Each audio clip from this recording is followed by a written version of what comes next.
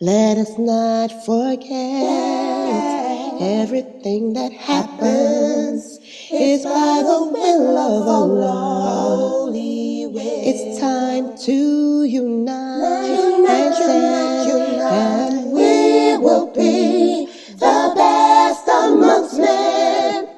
It's not time to be extreme or do you think about, but to stand together as one. To Sunnah followers streaming every day, various platforms. Trust me, you'll find a way. Sunnah followers. Sunnah followers. Presenting Volume 2 of Diluting Al-Wala Wal-Bara, part of the Right Belief series, the Unveiled Trilogy, written by Sheikh Kareem Abu Zaid. This book will focus on awakening the faith in a non-faith-centered world. Explained, broken down, and brought to you, unlike before, by Ustada lailanasheeba. Join us Monday through Friday, 6 p.m. Eastern, right here on Sunnahfollowers.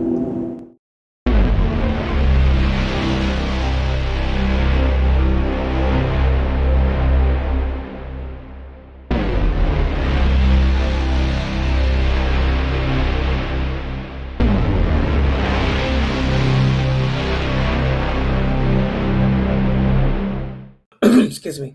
In alhamdulillah, wa salat, wa salam ala wa rasulallah. I apologize for being a little late today. I had to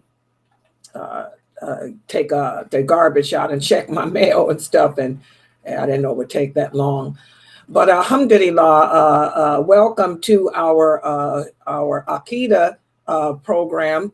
And this is our Aqidah program, which is we're focusing in on what it means to believe in Allah. And a lot of you, I was also reading some of the text messages.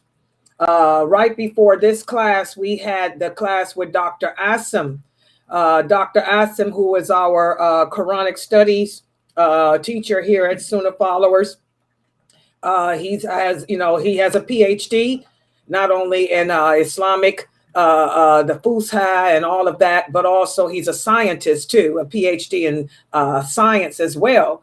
And alhamdulillah, it's always a pleasure to join his classes, because I'm telling you, you will learn something, because it's not every day that you come upon people who speak the Fusha, which is the original Arabic.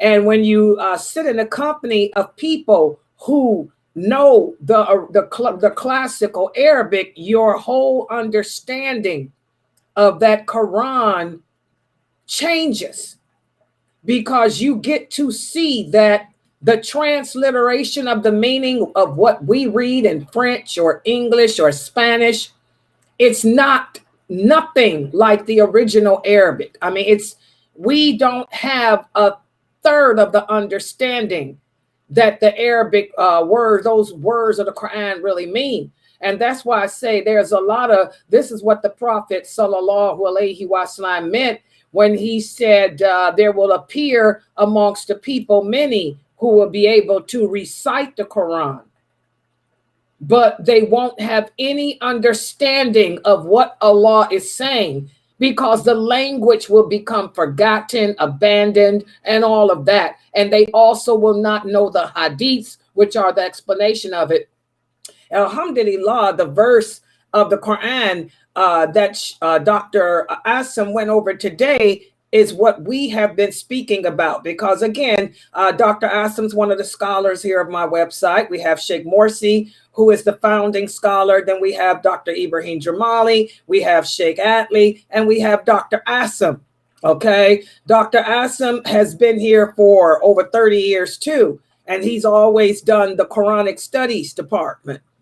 And he listens to my classes, because Aqidah, like I tell you guys, your belief system is the core of everything.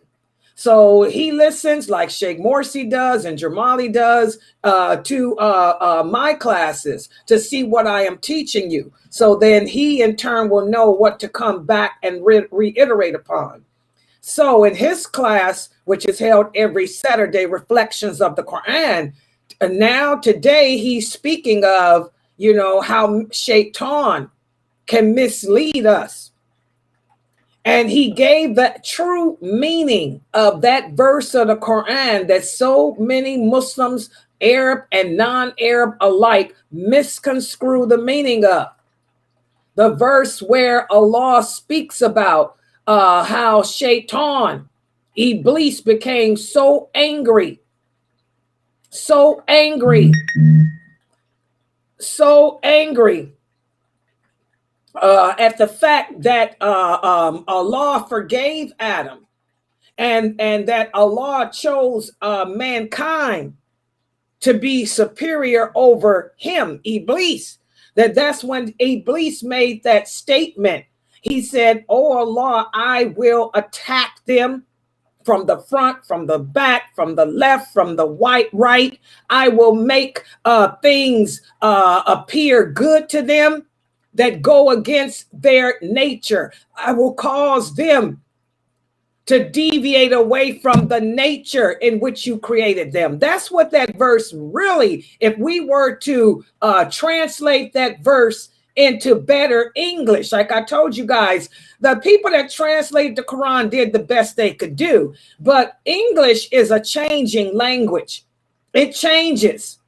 It changes all the time, especially American English, as you all know. You know, Americans haven't spoken English in centuries.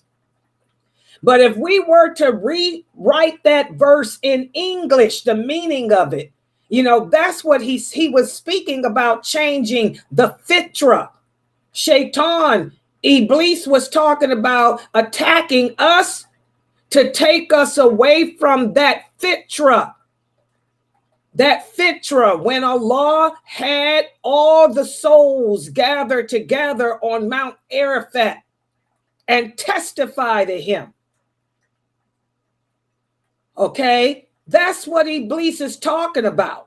I will do everything in my power to pull them away from the natural nature that you have embedded within them, to believe in you and to worship you alone and to trust in you and to recognize what's good, what's clean. That's what that verse is speaking about. It's not talking about plastic surgery. You hear a lot of uneducated Muslims say, "Oh, well, what's the dalil that we can't have plastic surgery?" Oh, Allah says, Shaitan said he's going to make man change the nature of Allah. That's not what that verse is talking about. Somebody goes to the dentist and get you get braces put on your teeth. And then they tell you, "Oh, astaghfirullah, you're going to hell because it's haram to have braces. This is changing the nature that Allah made you in." You know, no, it's not talking about the outside. It's talking about the Fitrah, that verse.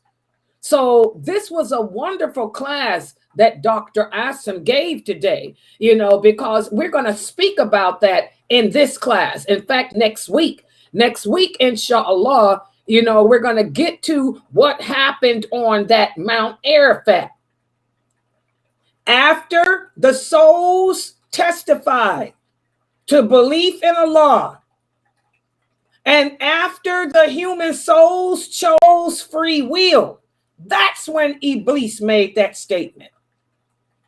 Okay, and we're going to go into detail about that verse next week. But again, like I said, most people today do not speak the Fusha. Okay, most Muslims today do not know the hadiths, which are the explanation. I don't speak the Fusha, but all my teachers did. Sheikh Karadari, Umar el-Eshkar, Sheikh Morsi, Dr. Asim, they all speak the Fusha and spoke it. And I know the hadiths, okay? So I knew what that verse meant. And that's why when a lot of you come to people who do understand the meaning of that Quran, and y'all ask us questions like, is plastic surgery lawful or not? You know, we give you a totally different answer than what those other Muslims tell you, and they quote that verse when that verse is not addressing that. When the lawful and unlawful have been clearly defined. If you're going to tell a person it's haram to have plastic surgery, you find the verse in the Quran that says it's haram to have plastic surgery. You don't take a verse like that where Shaitan is addressing the Fitrah and try to say that applies to your outward appearance. I mean, come on, people. But these are the days. These are the days of the Ruwaybidah. The Ruwaybidah.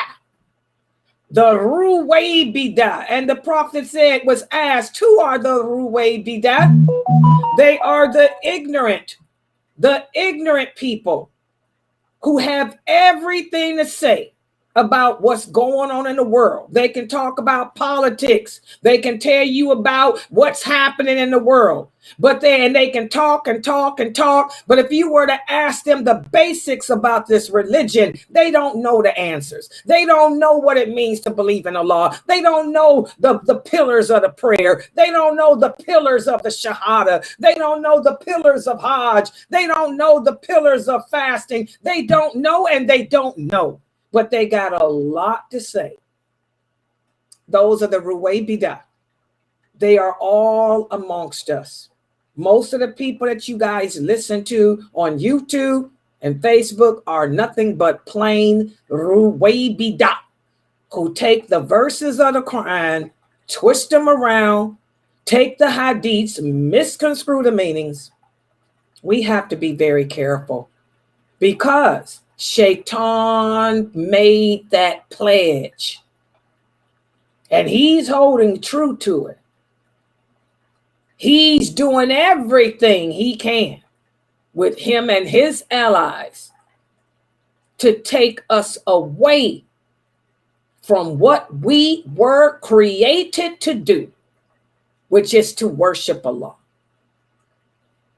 And that's what we're going to speak about today, too. For those of you, the book that we are speaking, learning from in this class, I hope everybody has a copy of it, is the book written by Sheikh Kareem Abu Zaid entitled Diluting Al-Wala Wal-Bara, the Unveiled Trilogy. This is volume 2. You need to get it from Amazon.com, $19.99. Buy volume 1, and this is volume 2. Because we're speaking about in this volume how to awaken your faith, how to keep your faith strong when you're living in a non-religious environment, a non-religious world, a world that is anti-Islam. That's the thing. This is a world where Shaitan has more awliya, more allies than Allah. Shaitan and his followers, they're holding true. They're making the evil appear to be good and the good appear to be evil. They're making the truth appear to be falsehood and the falsehood appear to be truthfulness. That's what that verse is speaking about.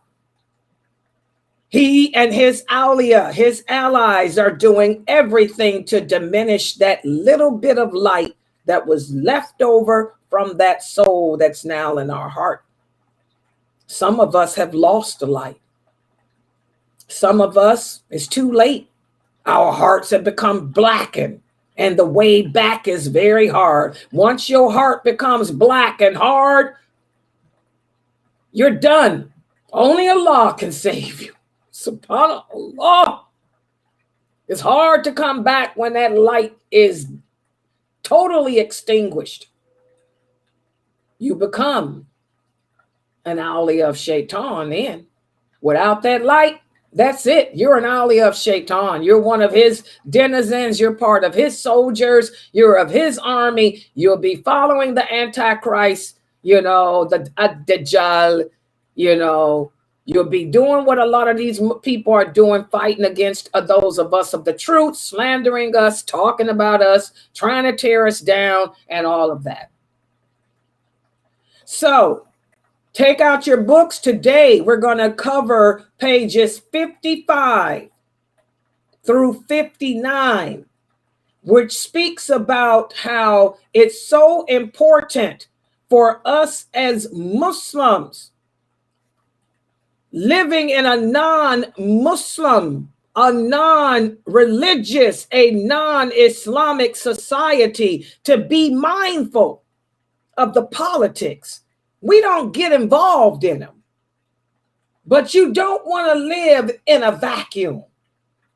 You need to be aware of what political platforms are out there, what social platforms are out there, because these things have an impact on your fitrah. So that's what we're going to be speaking about today. And what I'm going to do, let me set it up for everyone. And what I want all of you to do, again, I'm reminding you every day, is when I put the PowerPoint up, take screenshots with your cell phone and print the PowerPoints out at the end of the class, and then staple them together, the pages together, and clip them to page 55 of the book. So that way you can always review, and go over using my PowerPoint notes and stuff to help explain what the Sheikh has put in the book. So let me, hold on, let me try to take everything off. I'm trying to take it down. And let me, first of all, I'm working two computers. So let me switch. Okay, that's opened already. Let me switch this computer to the PowerPoint. Inshallah, this will be popping up on everybody's screen. And now for the people on Zoom, let me change for you guys. I'm going to share the people on Zoom to Instagram. Oh, God, I can't. As usual. Always a problem. Hold on. Go back. Okay. Let's try it again. Okay, that's Instagram for the people on the Zoom room. And so inshallah, now I'm going to, okay, make it even bigger. Try to anyway. Give it a second here. Here we go. Full screen with the PowerPoint. Open that and slideshow. Okay, inshallah, this should be full screen on everybody's computer. And this is pages 55 through 59. I try to put the pages on the PowerPoint too, so when you print them out.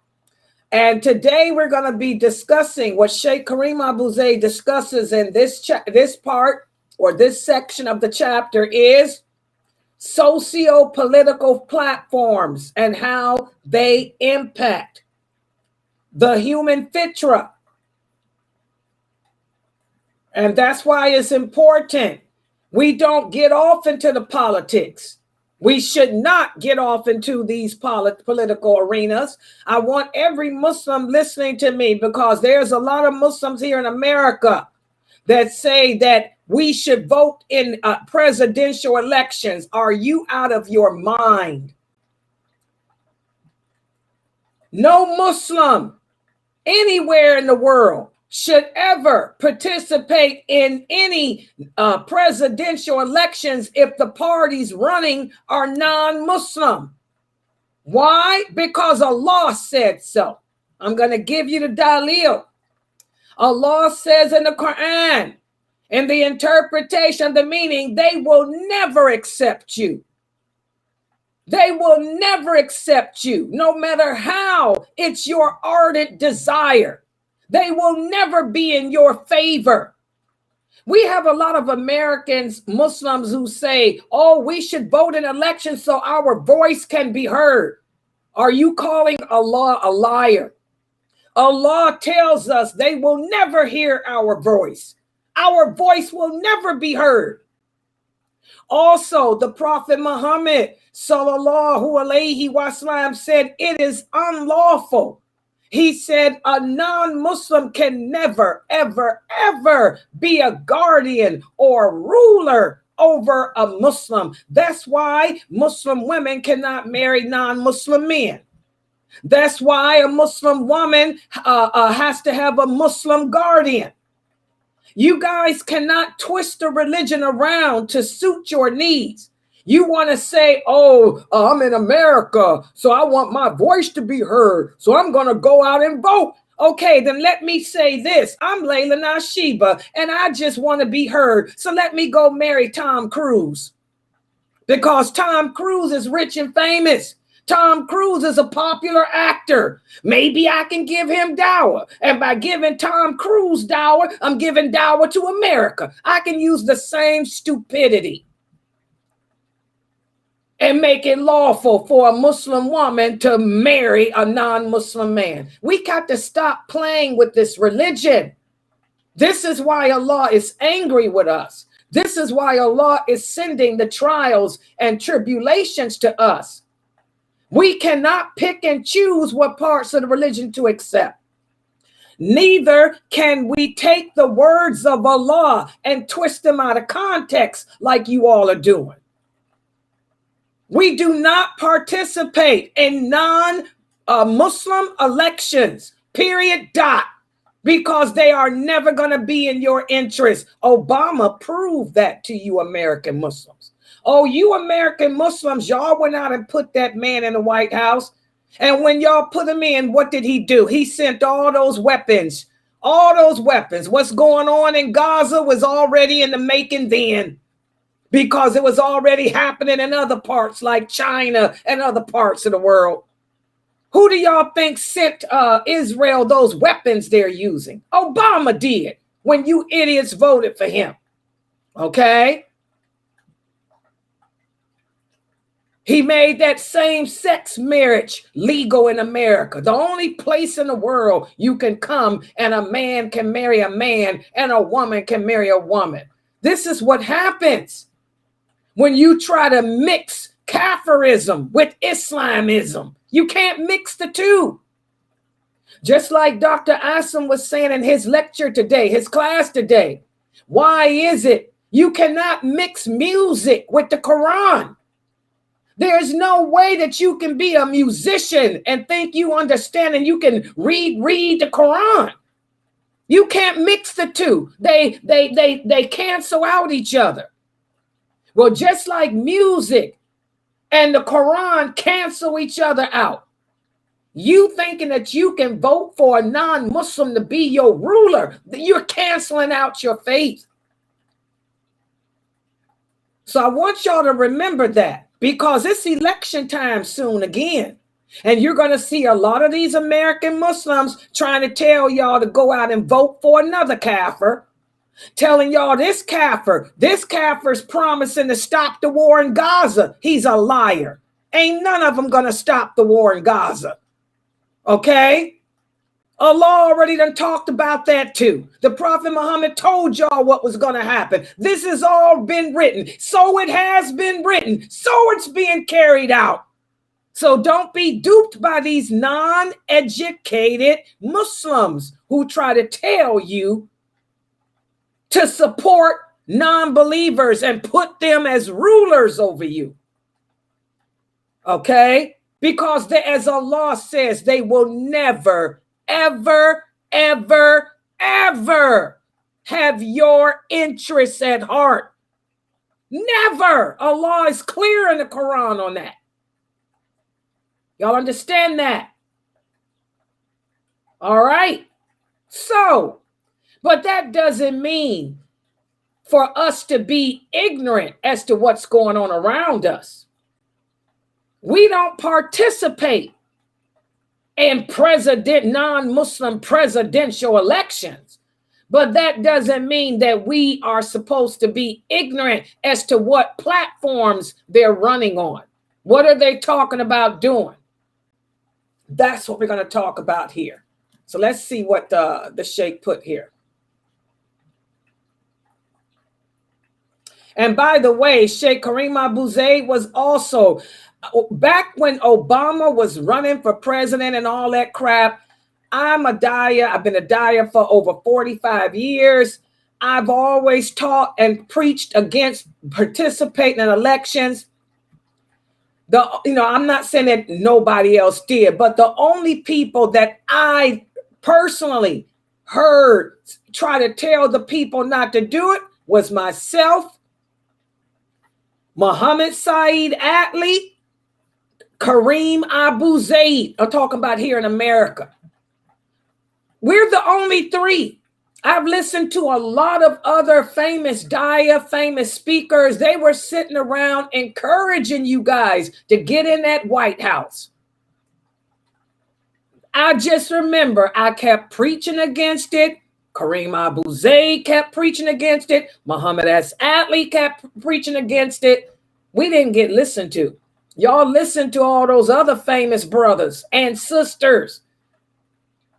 Now you paying the cost of Gaza as a result, and so much other same-sex marriage and so many things. Oh, there's so many terrible laws that Obama passed that y'all don't know about. Anybody with American citizenship, even though you don't live in America, they have to pay income tax. Did y'all know that? It's all about the falus. Even though you were born somewhere else, but because you got citizenship because your mama or your daddy is an American, guess what? They have to pay income tax, especially if they living in the Gulf area, the Middle East. Oh yeah, Obama got y'all. He got y'all good. But the question is, did you learn? Did you learn? Many of you didn't, because y'all going to be running to the ballots again to put another kafir in who's just as bad as he was, if not worse. A kafir is a kafir is a kafir. That's what Allah said. Y'all better believe in Allah. Okay, so, but that doesn't mean that we remain ignorant of what they plan to do. It's important for us to know the non-Muslims' viewpoints and their ideas regarding their social, political, and economic platforms. Voices from non-Muslim communities tend to predominate these platforms, which in turn shapes public debate and society's standards. So as Muslims, we need to know what's going on. And we can better understand the obstacles we face in preserving our faith and managing the intricacies of a culture that is not centered on our faith if we examine the impact that those platforms have on it. So we're not ignorant. Allah hates ignorance. We have to live our lives obeying Allah, sticking to his plan. But also Allah wants us to be informed as to what's going on around us. The Prophet Muhammad sallallahu alaihi wasallam didn't participate in those elections and things of the Persians and the Romans. He didn't get off into their political arena, but he was aware of what was going on. He knew who was running for office and what their platform was, and he would talk about it with the companions. He didn't participate in it. He didn't go around telling people to vote or like you guys were doing. But he was aware of what they were running, what their platforms were, so we know how it would impact us. Society's public opinion and cultural values are influenced by the social platforms, such as the media and the entertainment. Like I said, you don't want to live in a bubble live in a vacuum where you don't watch TV, you don't listen to the news. We need to know what's going on. Look at me, I'm a dyer. I do not sit around listening to music, but subhanAllah, I keep myself up to date on what the youth are into, what the youth are doing, so I can talk about it in my dawah, so I can warn and advise. We have to be aware of what's going on around us. We can't live in this bubble thinking, I'm going to stay in my home and be ignorant. No, we have to know. So that way we can detect the biases and problems that may arise, for us. Does everybody understand that? So if this is another example of better distancing, I'm going to distance myself from that which opposes what Allah says. I'm going to distance myself from participating in presidential elections. But that doesn't mean that I'm going to be ignorant as to what their platforms are, what they're running on, what they're talking about doing. Does everybody understand?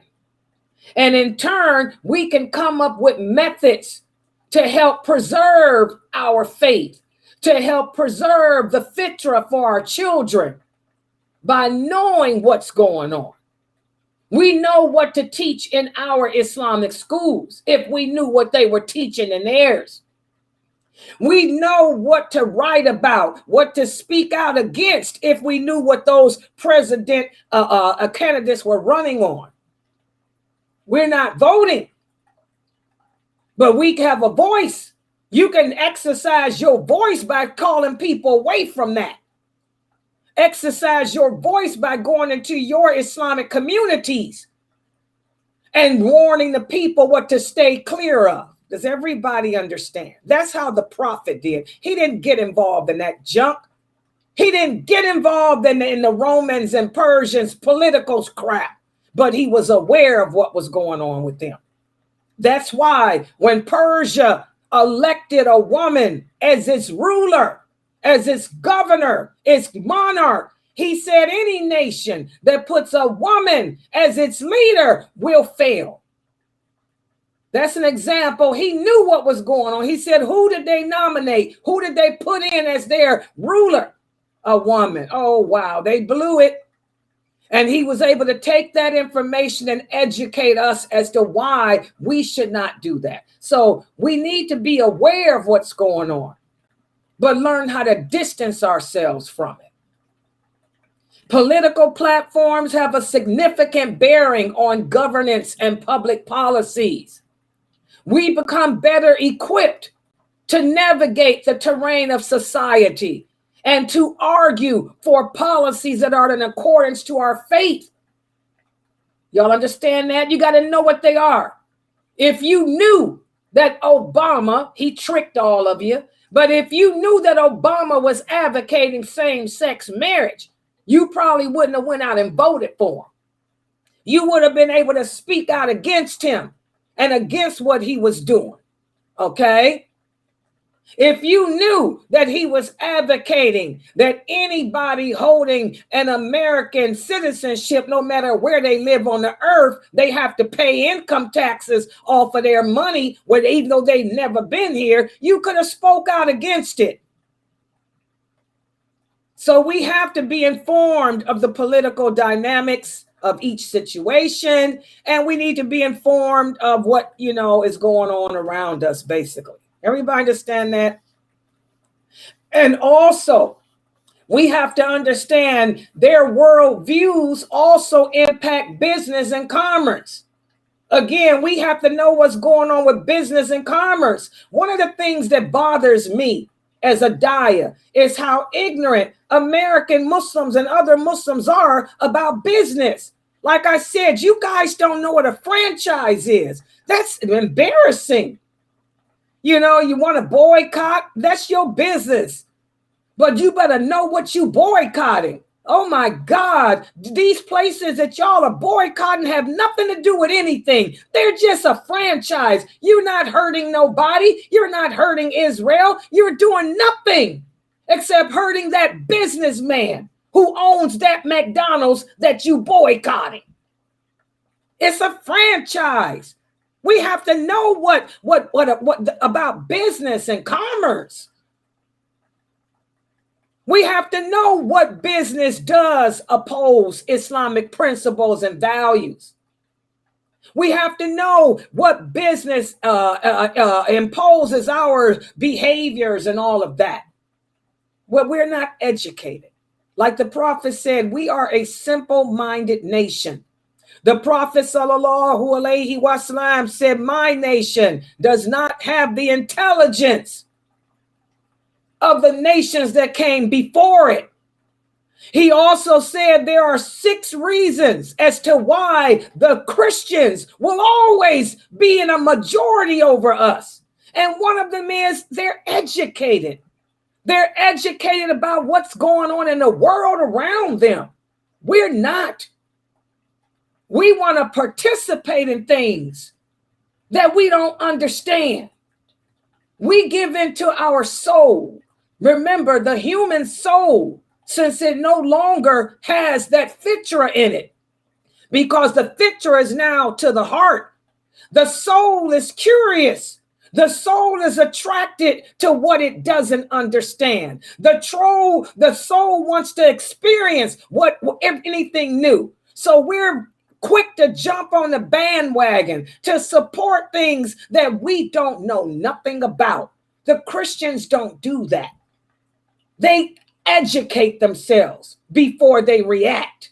And that's one of the reasons the prophet said they will always be in a majority over us.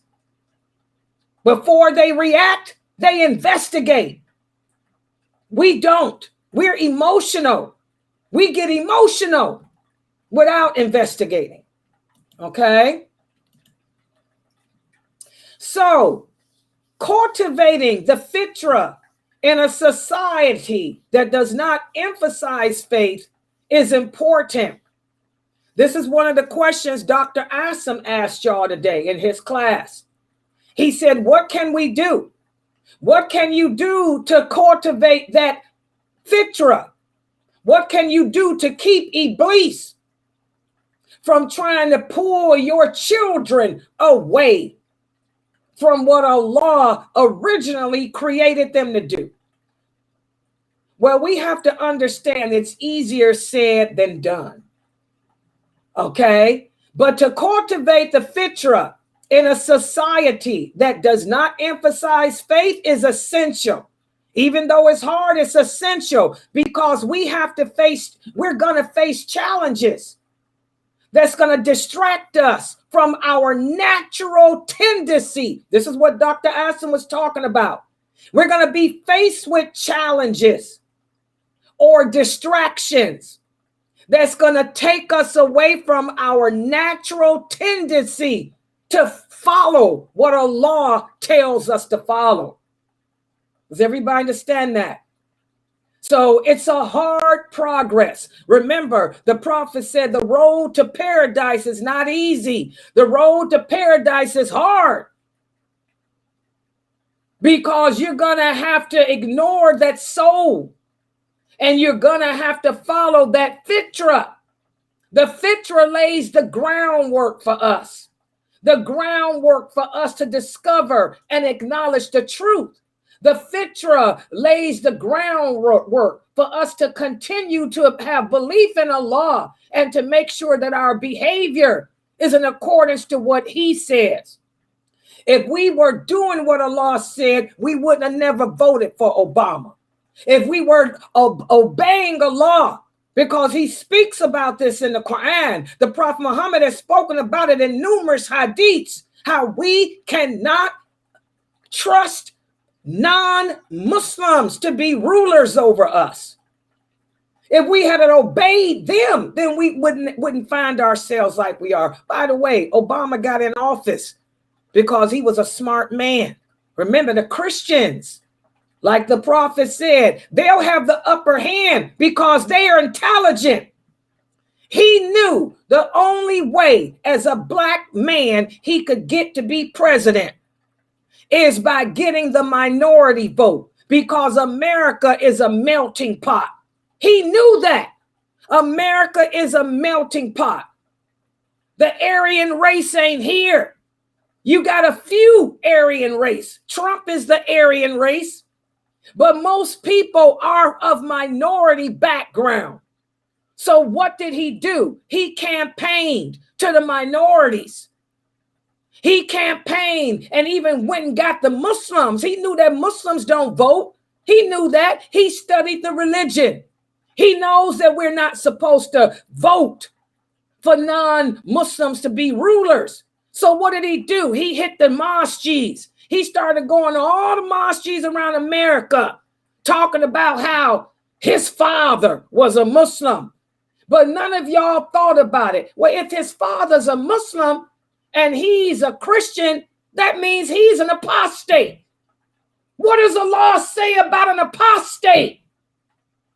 An apostate. But see, we didn't think of that. We sat there and let him talk his game. Oh, I'm a black man from out of Somalia, and my father, I went to Quran school. He gave y'all all y'all wanted to hear and was stabbing you in the back as he did it. But he's smart. He knew how to get in there. He got in there off of all the minority votes because America is nothing but a melting pot. It always believed in the Aryan race, but it's not here. They're all diluted. Everybody's a mutt. Okay. He went out into the ghettos. He got the drug dealers to support him. He got the hip hop artists to support him. He went out and got the Jews to support him, the rabbis. He even went out to Amish land. Oh, yeah, Obama was smart. He got the Amish people who don't believe in voting. He even had them voting for him. He was smart, and y'all fell for it. I didn't. Muhammad Assadli didn't. Kareem Abu-Zayd didn't, but y'all didn't listen to us. That loudmouth Layla, nobody listens to her anyway. Okay? You should have listened. So the Fitrah lays the groundwork for us to discover and acknowledge the truth and to continue on our journey towards Allah. And it's a hard journey. And in order to keep that Fitrah strong, this is what Dr. Asim was speaking about. In order to keep our Fitrah strong, we have to be consistent. And number one, seeking the proper knowledge of our religion. That's number one. We have to be consistent in learning this religion, learning it correctly. We have to stop being duped by the Ruwaybida. We have to stop being duped by the good speakers, those men and women that have the beautiful accents, that can use big words and hypnotize you with their words. Get you to go out and disobey a law like you did with them elections.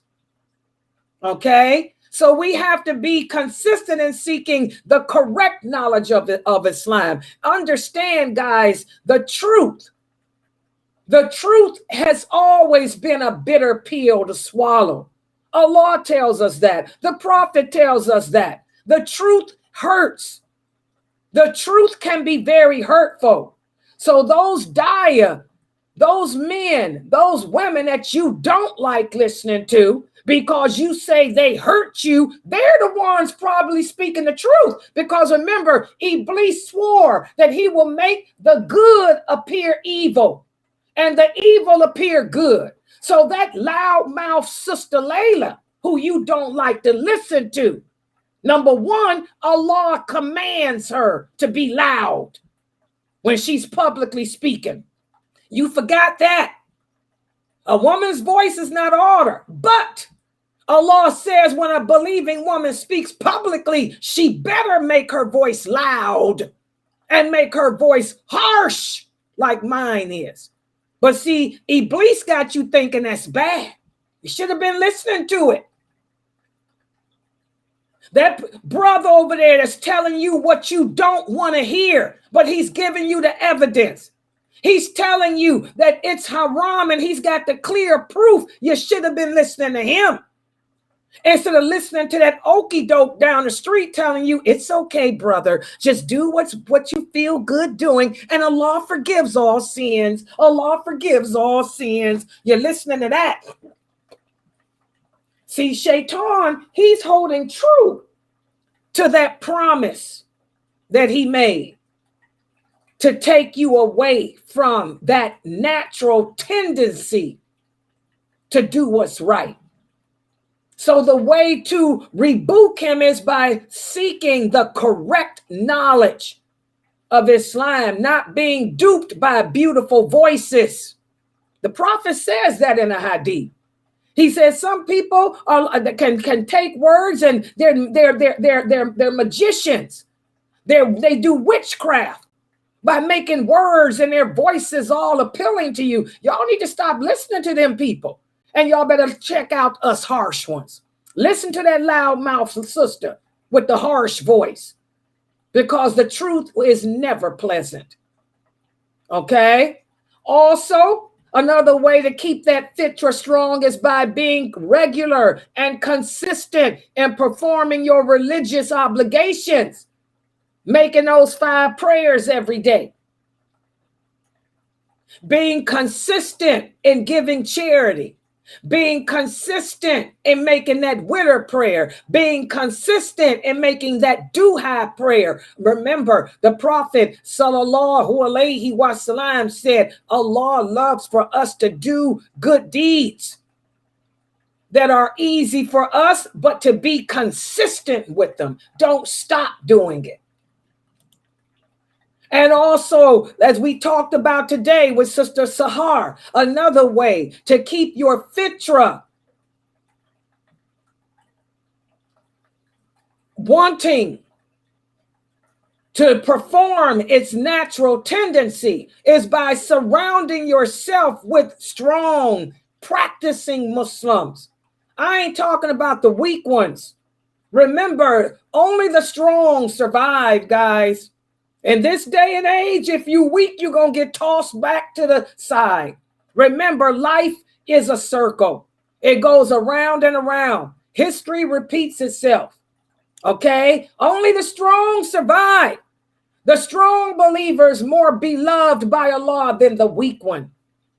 So you need to surround yourself with Muslims who are practicing this deen. Muslims who are wearing the hijab, performing their prayers, growing their beards, who are seeking knowledge on a regular basis, who perform the voluntary deeds, who take care of their obligations. Those non-practicing Muslims or those weak ones, y'all need to toss them to the curb. And you need to also attach yourself to a strong Islamic community. Find a masjid.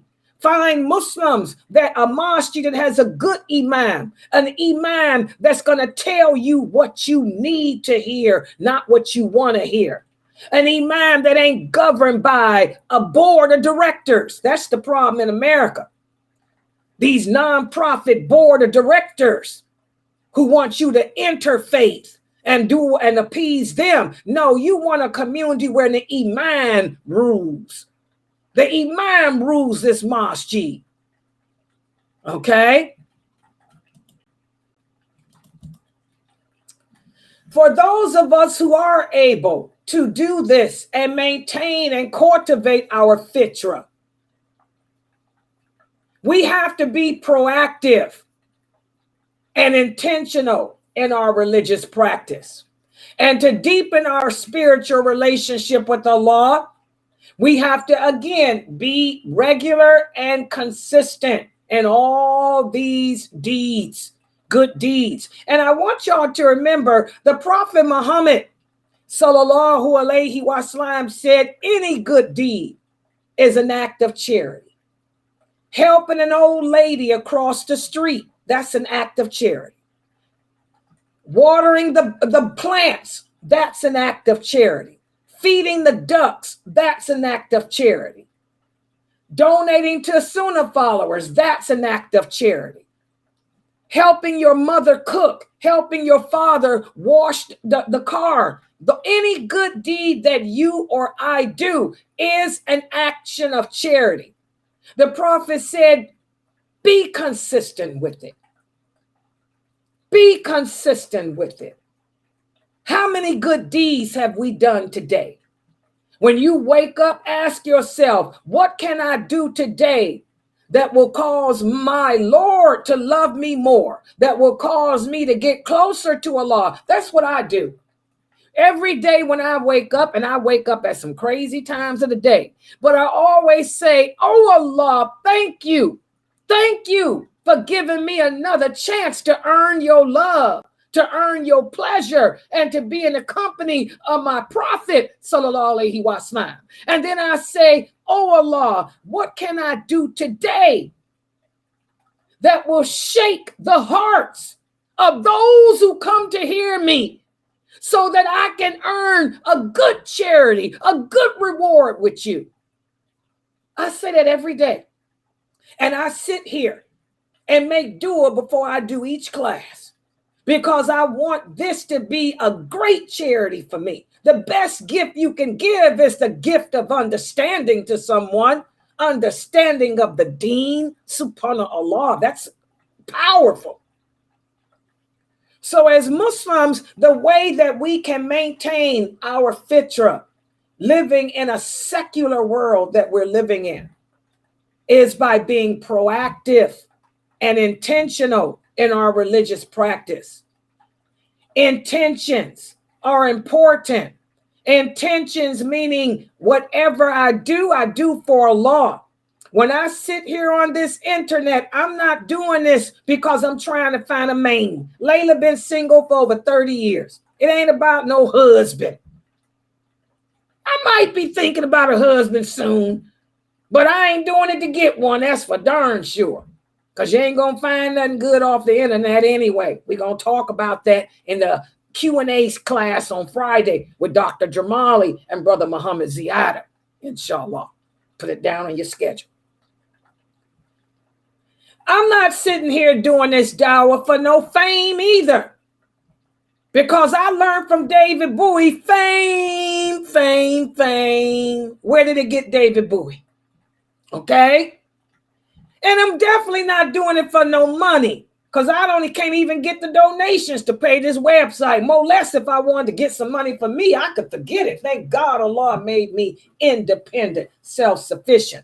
Like Sheikh Morsi told you guys when he did his Q&A, any good deeds that we do, any actions of charity, because all actions of charity are all good deeds are actions of charity. If you want Allah to accept your deeds, it has to be done for him, not for your mother, not for your brother, not for your husband. I'm giving dawah because I want Allah to be pleased with me. I don't care about the people hating me. I could care less about the people in the world. I just want my Lord to be pleased with me. When I walk out the house, I make sure that I am covered the way Allah commanded. I have on my hijab. I have on my jilbab. And I make sure that I look beautiful and clean, because that's dawah. And I do it for Allah. I ain't got no husband, got no kids either. I'm doing it for Allah.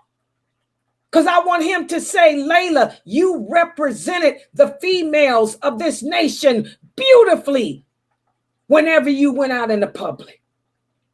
Okay? You don't wear a hijab for your husband. You don't wear a hijab for your parents. You do it for Allah.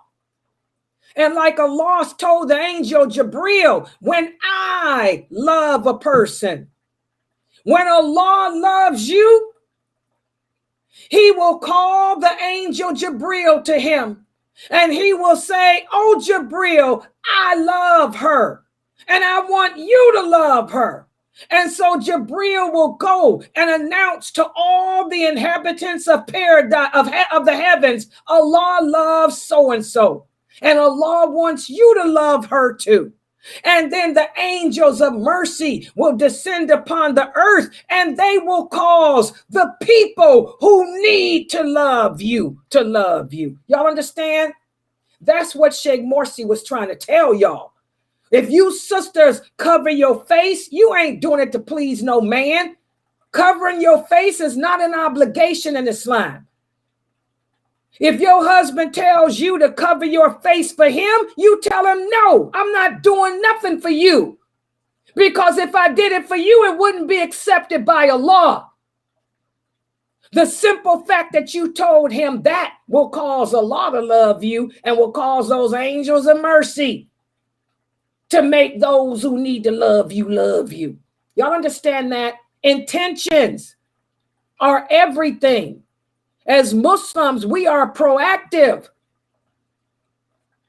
And as Muslims, our intentions, anything we do for Allah. Not for the people. Not for money. Not for fame. Does everybody understand that? So now let's see how well you guys understand what I talked about today. I mean, the politics.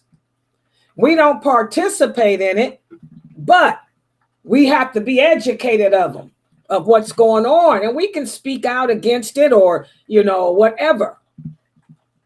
Let's see how well you can answer these questions. Question number 1. Why is it important to be up to date on non-Muslim social, political, and economic views in your society? Who can take the mic and answer that? Go ahead. Let's hear it.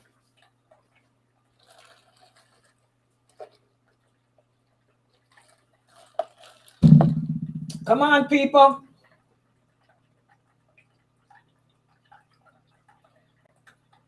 I can tell Mina must not be here, huh? I can't see in the Zoom. Yeah, I'm here. Oh, okay.